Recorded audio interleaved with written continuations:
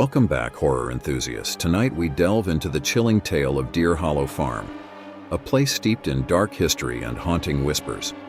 Located in rural Pennsylvania, this abandoned farm has a sinister past that few dare to uncover. Join me as we explore the terrifying true events that unfolded one fateful Halloween night in 1968, forever marking the land as cursed. But beware, for once you enter, you may never leave.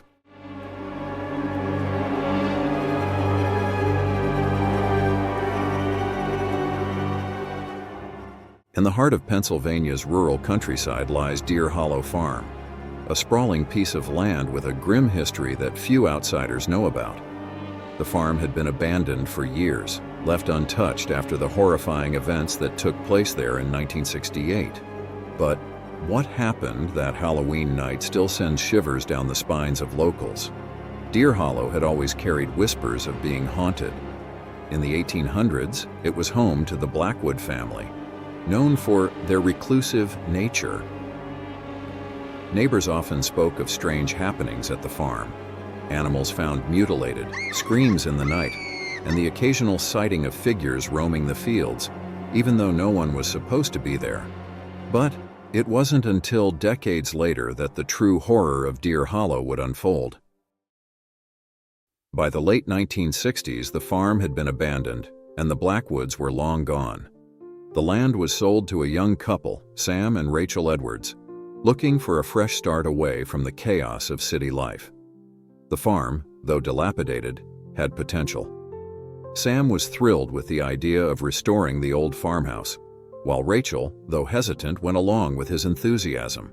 The first few months passed without incident. Sam worked on repairing the barn and fences while Rachel began restoring the interior. But as Halloween approached, the atmosphere around the farm began to change. It started with the animals. Rachel had purchased a few chickens and goats to start a small farm of their own. One morning, she found all of them dead, each animal's body twisted in unnatural ways. There was no sign of a struggle, no footprints, no predators. Just the eerie stillness of the barn and the unnatural positions of the bodies. Sam tried to explain it away as a freak accident, perhaps an illness that had struck the animals. But Rachel couldn't shake the feeling that something was terribly wrong.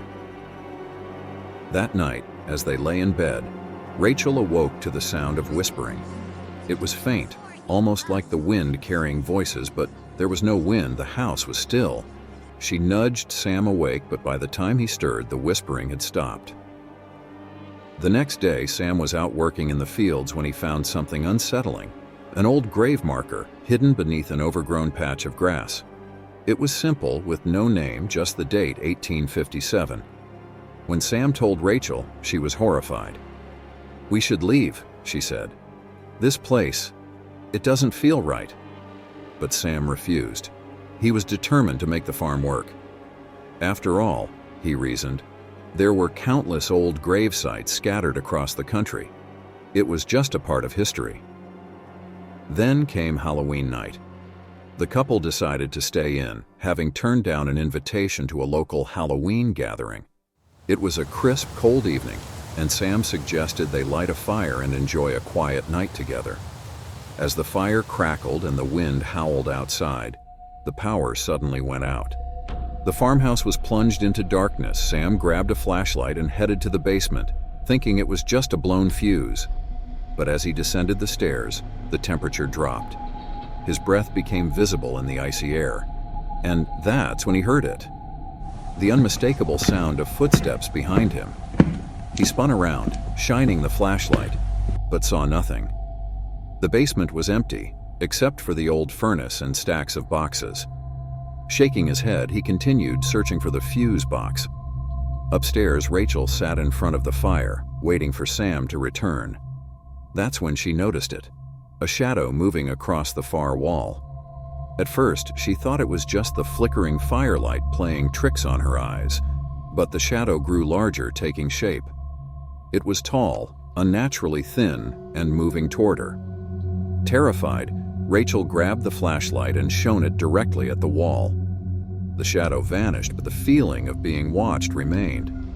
Sam returned from the basement, frustrated. "The fuse is fine," he said, his voice shaky. "I don't know what's causing the outage." Rachel's voice trembled as she recounted what she had seen. Sam tried to calm her down, but even he was starting to feel the weight of the night pressing down on them. Suddenly, the whispering began again. But this time, it wasn't faint. It was loud and clear, as though something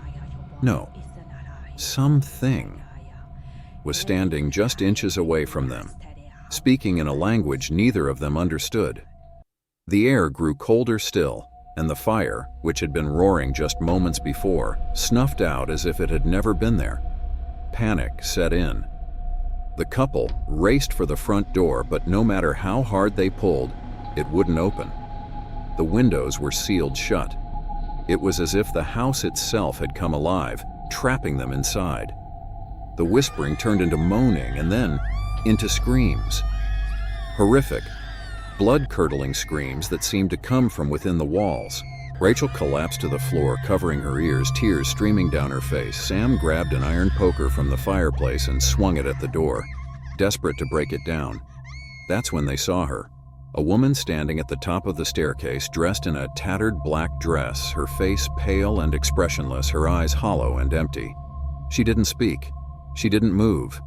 She just stared. Suddenly, the door flung open with a violent force, and Sam and Rachel bolted out into the night, running as fast as they could until they reached the main road. They never returned to the farmhouse. In the weeks that followed, the Edwards tried to put the experience behind them, but the horror of that night stayed with them forever. They learned that the Blackwood family had practiced dark rituals on the farm, leading to a tragic series of deaths. The unmarked grave Sam had found was one of many, and it was said that the spirits of those who perished in the Blackwoods' rituals still roamed the land, forever bound to the cursed soil. To this day, Deer Hollow Farm remains abandoned.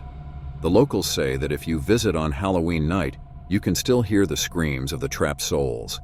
And sometimes you'll catch a glimpse of the woman at the top of the stairs, waiting for the next victim to step inside her haunted home.